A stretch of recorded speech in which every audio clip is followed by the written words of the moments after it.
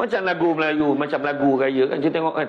Kini tiba masanya hati gembira di hari raya. Tengok Piramli. Tengok Ahmad. Ku pohon restu darimu. Kan? Kan betul. Restu daripada Allah Ta'ala.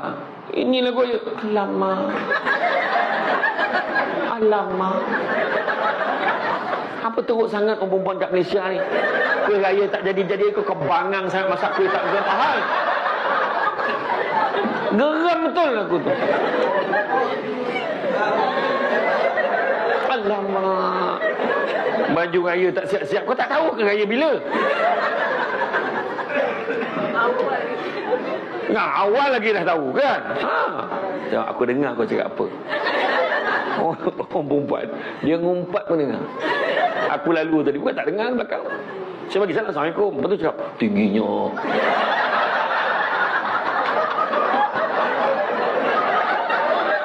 Ngumpat. Salah ke tinggi? Yang